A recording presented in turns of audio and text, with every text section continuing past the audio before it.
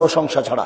কিছু নিতে হলে প্রশংসা করবেন আর আদেশ করবেন। আদেশ, খালেদা জামাটা নিয়ে আসো তো, খালেদা এক গ্লাস পানি নিয়ে আসো, যখন তখন আদেশ করবেন। আদেশ না করে যদি নিজে নিজে জামা খুঁজেন তাহলে আপনার স্ত্রী বলবে আমার উপরে মনে হয় রাগ করেছে, এই জন্য আমাকে কিছু বলে না। এটা হবে। আয়েশা রাদিয়াল্লাহু তাআলা আনহাকে আল্লাহর নবী আদেশ করতেন। আল্লাহ রাসূল বলছেন, আয়েশা নাবিলিনিল খুমরাতা মিনাল মসজিদ, আয়েশা ওই চাটাটা দাও তো, জানামাজটা দাও, মসজিদ থেকে জানামাজটা দাও। তখন আয়েশা বলছেন, আনা হিজ, তো আমি ঋতুবতী। তখন আল্লাহ রাসূল বলছেন, ইন্না হাইজাতাকা লাইসাত ফি ইয়াদিকা, হাইজ কি তোমার হাতে লেগে আছে নাকি? যাও যাও মসজিদে, মসজিদ থেকে জানামাজটা নিয়ে আসো, হাইজ কি তোমার হাতে লেগে আছে নাকি? আল্লাহ রাসূল বলছেন, আয়েশা জি, হালুমিল মুদিয়া ওয়াসাজিহা, ছুরিটা নিয়ে আসো তো, জোরালো ধারালো করে নিয়ে আসো, আমি গরু ছাগল জবাই করব। আল্লাহর নবী আয়েশাকে আদেশ করতেন।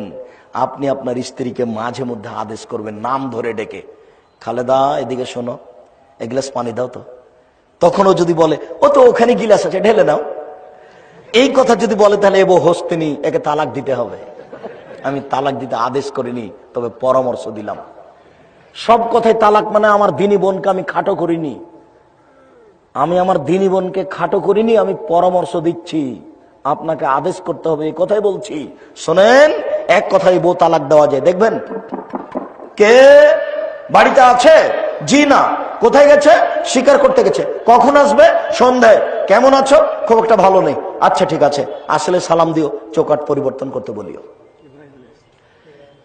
ইসমাইল আলাইহিস সালাম সন্ধ্যায় এসে বুঝতে পেরেছেন আব্বা এসেছিলেন। কি গো, কে এসেছিল? জি একজন বৃদ্ধ মানুষ। কি বললেন? বললেন যে বাড়িতে আছে। আমি বললাম নেই। কোথায় গেছে? শিকার করতে গেছে। কখন আসবে? সন্ধ্যায়। কেমন আছো? খুব একটা ভালো নেই। তারপর কি বললেন?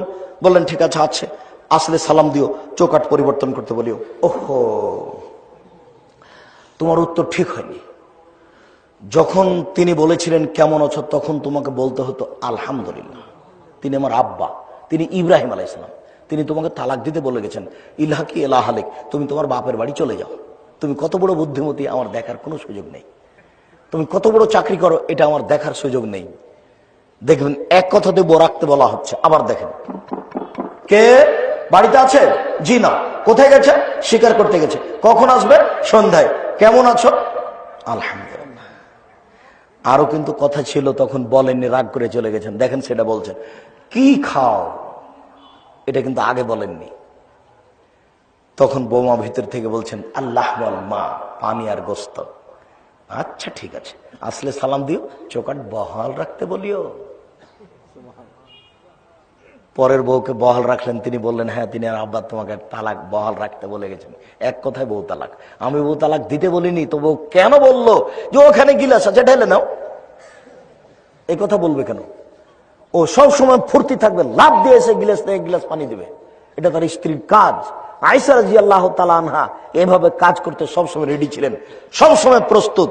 আল্লাহ রাসূলও আয়েশাকে যখন তখন আদেশ করতেন, স্ত্রীকে আদেশ করবেন, তাহলেও শান্তি পাবে বেশি।